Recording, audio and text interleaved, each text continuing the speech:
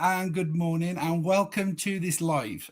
Thank you for joining us as part of the National Activity Providers and Professionals Week. Today, I'm going to be joined by Lily from Majesticare, who are the sponsor of NAP Week this year.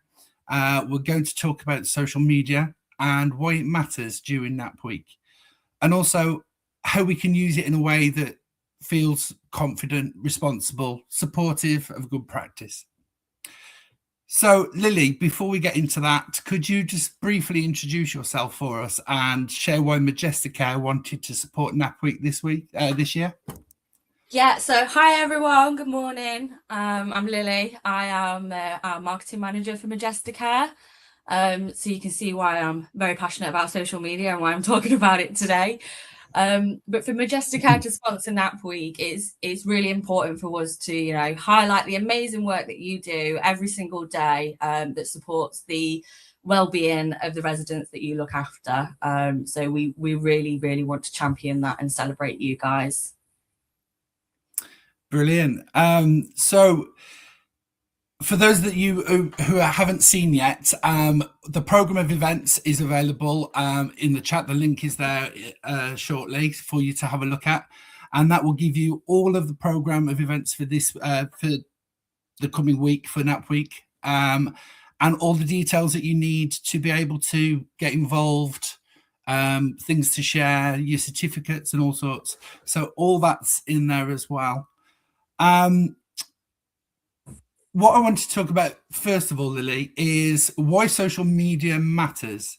So one of the reasons we wanted to have this conversation is because social media plays such an important role during NAP Week. Why do you think social media is such a powerful tool, Lily, in NAP Week when it's used well? It's a storytelling tool. I can't get my words out. So it's so powerful in really using your voice to showcase what you're doing, especially throughout NAP Week. It showcases the lives that you change, and also the amazing things and moments that you create for people each and every day. It's important for visibility, so people seeking care, they go to social media now, they check out Facebook pages, they don't just look on a website or carehome.co.uk anymore. They want to see the real content that's coming out of your homes, and so that they can imagine what life will be like for their loved one. So it's so important to share and shout about the amazing work that you do. It also raises the profile of the sector. There's always that little connotation and stigma attached to the care sector, and social media is just such a powerful tool in changing that perception. Absolutely. So when lots of activity providers are sharing at the same time, it's going to create a collaborative voice as well, and it helps raise the profile of activity providers and the individuals they support. But it also shows a wider sector, what good activity provision looks like too. We need to look at responsible sharing. Using social media well also means using it responsibly. Lily, how does responsible sharing help build trust and raise the profile of activity providers and the people that they support? So we need to be responsible, of course, when we share on social media. We always need to make sure that we're gaining consent from those that we're taking photographs and videos of. They have to be happy to be able to be out there on social media. But I think it's also important to reiterate that once something's shared on social media, you may lose control of it. So that consent's really important from the get-go. In terms of celebrating NAP Week and you guys, it's important to share what good practice looks like and what outstanding activity provision is.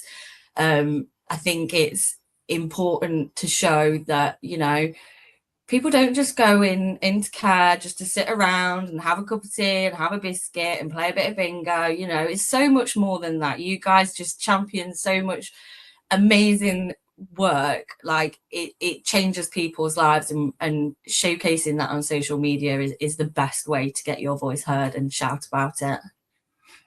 I couldn't agree more with that, Lily. Before sharing photos or videos involving individuals that they're caring for, there are always things that activity providers need to think about. So, what should activity providers always consider before posting anything involving individuals on social media, Lily? So we should always make sure that the photograph or the video that we're posting is dignified for that individual. You know, we need to make sure it's appropriate, that they feel comfortable with you sharing that. Again, coming back to the consent. But you know, also making sure the setting that the photograph's taken place or the video isn't cluttered. You know, you haven't got a hoist in the background, for example. It's making sure that you've got a really appropriate setting and you're showcasing your home as best as you can possibly do. Again, for that really dignified call to action, so that we're making sure that everybody's happy and, you know, we're really showcasing the best that we can. Absolutely, and we're going to touch on consent and stuff in a short while, but we've also got some resources that we'll be looking at as well later on in this live that can support people with that as well. So consent and good practice. Consent comes up again and again in conversation about social media. Why is consent so important, Lily? And what does good practice actually look like on the day rather than just on paper? So consent's important because obviously we need to respect everybody's wishes. If you're taking part in a group activity, you know, you've got one individual that really doesn't want to be on camera, we have to respect those wishes, and we also always have to ask beforehand that they are comfortable either being on or not being on camera. And the way that we can document this is digitally. So a lot of care planning systems, you can add activity notes in to say that Margaret, for example, has given me consent to be able to take this video today, and then share it on social media. And you can also write a little bit about the conversation that you've had around consent, so that it shows the understanding that that individual knows that once the image is shared or the video is shared on social media, that it could be shared multiple times across various different platforms. Yeah, absolutely. I think people think that once consent's been given once, that's enough, and you know it's done. They've got the consent form signed, it's in the folder, you know, consent's been given. But I think, like you say, it's important to keep checking every time that that person is happy, because they may be having a day where they're feeling not so great about themselves and don't want people to see them on social media that day, because if they don't feel they're good about themselves, then you know it's not going to give the right message across. I completely agree. How can activity providers share meaningful moments while still respecting dignity, privacy, and choice? So again, it sort of does come back down to this consent. It's making sure that those individuals are happy to take part in, whether it be filming or whether it be photographs. And you know what? If they don't want to have their photo taken, there are other ways that you can still showcase this meaningful activity. So it could be the camera's over the shoulder of the individual and it's looking down on the activity that you're providing, or whatever you're doing.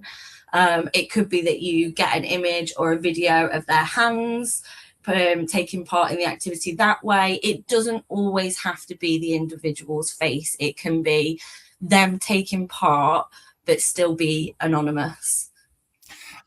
Absolutely. Sometimes the most powerful stories don't need faces at all, do they? Activities in progress, like you say, just their hands creating something of the atmosphere around them as well. It brings so much more than sometimes seeing somebody's face. You know, the actual activity also brings alive the photograph as well, I think. A lot of people worry, Lily, about getting it wrong online. What reassurances would you give activity providers who want to share what they're doing for NAP Week, who feel more nervous about using social media? So I think, you can always look at good practice, have a look at what other providers are doing, what their social media looks like. I know we've also worked on a guide together to support activity providers and professionals, that walks you through step by step on the do's and don'ts of posting. But I think, the first step is always making sure that your setting is appropriate, making sure that you've got consent from the individual, and just really showcasing those big smiley moments. I think as long as you've got that, you can't really go wrong. I completely agree again. And as you can see on screen, you've got the two resources there that you can download. The links are going to be in the chat for that as well. You've already covered some of the guidelines really on social media and how to use them. But if you could just give us a few do's and don'ts for social media, just to sort of tie in, just so it's more clear for activity providers and professionals that are going to be sharing, just a few do's and don'ts on sharing. Yeah, so we'll cover the don'ts first, and then we'll end on positivity. So it's don't post a picture of an individual, if it's mealtime, and they've still got a napkin round them or a napkin on their knee. It's that dignified approach. Don't post that image. Think about yourself. Would I want that image of myself being posted? It's that constant sort of dialogue that you have with yourself, to say, look, am I happy with that image? Would that be appropriate for me to post if that was a picture of myself or my loved one? It's making sure, like I said earlier, and you're not having hoists and stuff in the background that create like that sort of cluttered environment. It's making sure that if you haven't gained consent of an individual, that image is not used. And then another don't is more of a visual approach, is when we're taking pictures, to get the best quality picture, make sure that the light is always facing on somebody rather than behind somebody, because this will give you the best image. And then that sort of is a quick pit stop on the don'ts. But absolute do's: big bright smiley faces, lots of people interacting with each other, capturing those candid moments of laughter and chatting, and also videos. I think we are in a world that is driven by quick content, and videos are the way forward. We see reels on Facebook and Instagram. TikTok is the biggest growing platform that social media has offered in the past couple of years. So it is making sure that your very varied content is available. So it's not just your static images, it's your videos of people as well, to really bring those stories to life. I think there's some great points there, especially on the do's. Making sure that you've got the light where it should be, because that's always sometimes where people go wrong with sharing videos and photos. You can't always see things in the picture, and they say a picture or an image speaks 1,000 words, but you want those words to be positive, don't you? You don't want them to be negative words. So again, it's about taking those practical do's and don'ts. I think there's some great tips there, Lily. Thank you. I think another one is just make sure that the camera's in focus. I think, like, I scroll through my social media all the time and I think, oh my gosh, that's a lovely image, but it's out of focus. And it's just making sure those little things are right before uploading an image, because they make a massive difference. So we've touched briefly on video content and things like that, Lily. Tell us about this TikTok challenge, a TikTok challenge for NAP Week that people can get involved in, and how do they do it? How do they go about it? So we are very, very excited to launch our TikTok challenge for NAP Week. We really want you guys to get involved. I spent some time looking at some trends on TikTok to see what's going on in the world of social media, and found a little video that I thought would really showcase the amazing work that you guys are doing, and sort of add to that message of changing the perception of care. So we'd really love for you guys to get involved in any way, shape, or form. You don't need to have a TikTok account at all. I mean, it would help, but you don't need one. All you need is a smartphone, a camera, and some willing participants to get involved. And you know, you can do this during an activity. You can use this as a planned activity. You know, you can do this in whichever way, shape, or form you may like. We have got the sound that we will share at the end of the video as well. And it's just a little bit of fun to have throughout the week to showcase you, showcase the amazing work that you do, and also, you know, like I say, change that message, change that perception that care is an amazing space. And I think it's really exciting for us to launch this TikTok challenge, because I think, you know, a lot of people are going to get behind it. And one of your homes has already done a challenge for us that we can share today. Should we take a look at that? I think we'll have a little look, and then we can show everybody what we're talking about. Brilliant. Thunderball, some give it to, some give it to, some give it to our girls. 5 million and 40 naughty shorty. Baby girl, all my girls, all my girls. Thunderball say, well, on the way then. I think that's absolutely brilliant. And you could just see things that you were talking about earlier, the smiles on the faces and the interaction and everything like that with it as well. And I think it's important that, you know, we get challenges like this out so that we can show a different side of care during NAP week as well, so that people say, actually, you know, care isn't just about the usual day-to-day, it's about living the life and having fun as well at the same time. We talk about TikTok and stuff and things like that, and you've had quite a bit of success, Majesticare, with some of the TikToks that you've shared. Do you want to tell us a little bit about Brenda's story? Yes, so we went viral in the summer last year with the lovely Brenda at Cavendish Park. There was, you know, we keep our eye out for things, and a trend popped up, and it was just a couple of people talking about their Jellycat collections. If you don't know what a Jellycat is, they're like soft, plushy toys, teddies that are collectibles. And you can get all different shapes and forms, and, you know, from food items to little bunnies and things like that. And Brenda's got a really huge collection, and we thought that we could do a little video with Brenda showcasing her plush toys. We never thought it was going to go anywhere. We just this was something that we discussed with Brenda. She really wanted to do, and it was actually for her grandkids. So this little thing that we did was to showcase her collection to her grandchildren. We uploaded it to TikTok, and overnight it just went everywhere. Like, it was a complete viral sensation. We had the likes of John Lewis commenting. We had Jellycats themselves send Brenda some plushes.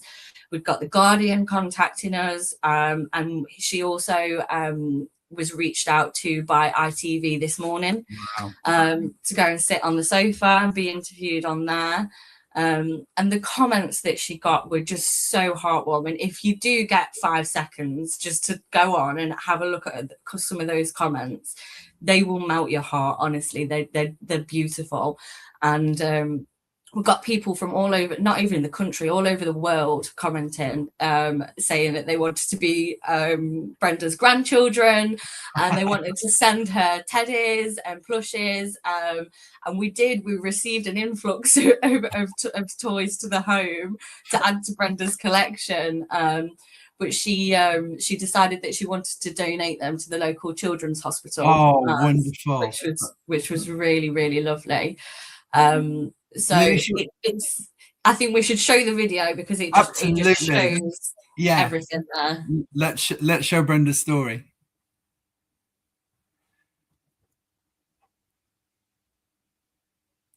President Brenda, and she wants to show you her Jellycat collection. You better be nice. That's my avocado. That was the first one I had. And she has a knitted hat. I call her she because she's got a pom-pom hat. So she's a little girl. And I'd christened her Florence, a green pod. This is him. He's got a face. And there are 1, 2, 3 peas in that pod. Now, these are 2 together. One is a robin. I bet you could guess that because it's got a red breast. And this is well, it looks like a yellow tit because it's got a yellow breast, but it's not. It's a blue tit because it's nearly all blue at the back. Now, anyone would think I've been to France because this is what they call a pain au chocolat, and that's French. And I learned French at school, so I like him. Yes, he's a pain au chocolat. He has chocolate going all the way through him. Now, this is the last one. This is a mushroom. And I've heard he's a very fun guy. This is my... So, again, I mean, you can see the reactions that video has had and the positive engagement that can bring for that home as well. And for Brenda, you know, she's been highlighted in such a lovely way in which loads of people, like you say, ITV, Jellycat themselves, John Lewis have all been in touch. And I think that's a great impact that could have on a home to show positive care. No, absolutely. And I think, you know, it also shows the work that our teams do within the homes. You know, Absolutely. it was a really small interaction with one of our activity coordinators and a resident. And I think it really does just show the connections and the warmth that are made. So we're going to wrap up now, Lily. But before we do, I just want to remind people that of the things that you can download. So we do have a certificate that you can download as well. You can pop your name in there, and please do share the certificates as well on social media to showcase the activity provision. And as well, we've also got social media assets and t-shirts as well that you can order. And the links for all of these will be in the chat too. Share your stories and photographs on social media. These are some of the photos from last year. Do, you know, tag NAPA and things in there as well. And, you know, NAP Week, use the hashtag NAPPW26. It's on the screen now at the bottom for you. So thank you so much for joining me today, Lily. And thank you to Majesticare for supporting the National Activity Providers and Professionals Week 2026. And thank you to everybody for watching and everything you do every day. Keep sharing your stories throughout the week and helping us to celebrate activity provision across the care sector. If you're attending the awards and conference next week, we really look forward to seeing you there. Thank you very much. Goodbye.